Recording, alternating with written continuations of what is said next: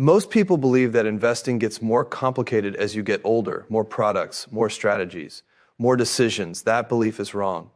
In reality, after 65, the smartest portfolios usually become simpler, not more complex.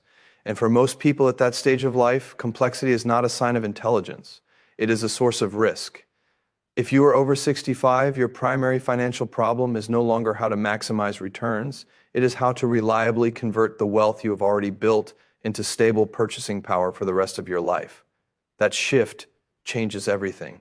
The incentives change, the time horizon changes, the consequences of mistakes change. At this stage, volatility is no longer an abstract concept on a chart. A large drawdown is not just uncomfortable, it can permanently reduce your standard of living. Unlike a 30-year-old, you may not have the time, income, or emotional capacity to simply wait it out. This is the part most people ignore. The financial industry does not like simple answers. Simple answers are hard to monetize. But reality does not care about product shelves or marketing narratives. Reality only cares about cash flow, inflation, and behavior under stress. When you strip everything down, investing after 65 has two core requirements. First, your portfolio must grow enough to protect you from inflation. Second, it must be stable enough that you are not forced to sell assets at the worst possible time. Everything else is secondary. This is why, for most people over 65, only 2 Vanguard funds are actually doing the heavy lifting. Not 10, not 15, 2. The first is a broad U.S. stock market fund, a fund that owns the entire productive engine of the American economy. Not individual stocks, not sectors, not themes, just the market itself. The reason this matters is simple. Inflation is not a theory, it is a certainty. Over long periods of time, cash loses value. Bonds struggle to keep up. Businesses collectively do not. Companies raise prices, they adapt, they pass costs through. Owning the market means owning that adaptive capacity. Many people over 65 are told they should avoid stocks almost entirely. This advice sounds safe, but it misunderstands risk. The real risk is not short-term volatility. The real risk is living 20 or 30 more years while your purchasing power quietly erodes. A broad stock market fund is not about excitement. It is about accepting that you still need growth, even late in life. Just not reckless growth. The second fund is a high-quality bond fund focused on U.S. government and investment-grade bonds.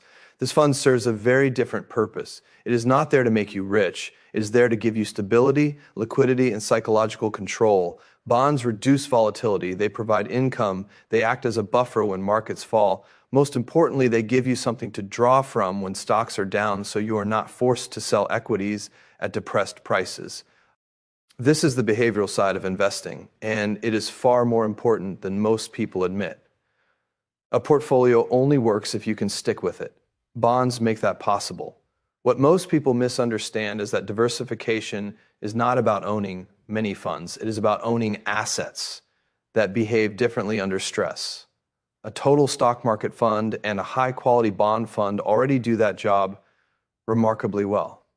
Adding more funds often creates the illusion of control without adding real protection.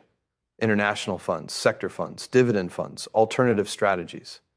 Each one introduces new risks, new correlations, and new decisions. Decisions that you may not want to make at 75% during a market panic. Simplicity is not laziness. It is risk management. Another misunderstanding is income.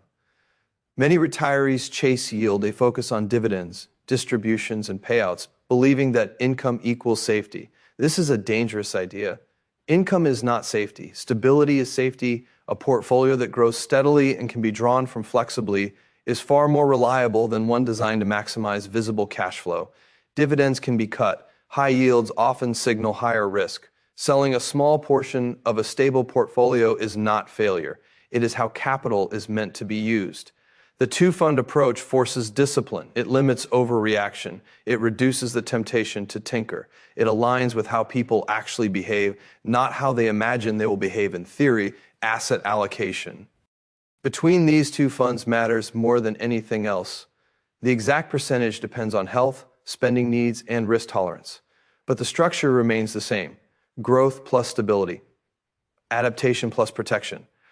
This is not exciting advice. It will not outperform headlines. It will not give you something new to talk about at dinner. That is precisely why it works. After 65, the goal is not to win the market. The goal is to remove unnecessary ways to lose. Most financial mistakes at this stage are not caused by bad markets. They are caused by bad decisions under pressure. Too much complexity increases the chance of those decisions. The uncomfortable truth is that investing success later in life has less to do with intelligence and more to do with restraint, the ability to accept average returns in exchange for predictable outcomes, the ability to ignore noise, the ability to say no to products designed to feel sophisticated. Two funds force you to confront reality. You cannot hide behind strategy. You cannot blame performance on the wrong allocation or the wrong manager. What you see is what you own, and that clarity is powerful. If you are over 65, your portfolio should not reflect ambition. It should reflect understanding of time, incentives, and human behavior, because at this stage, the smartest move is not doing more, it is needing less. And that is where real financial security actually comes from.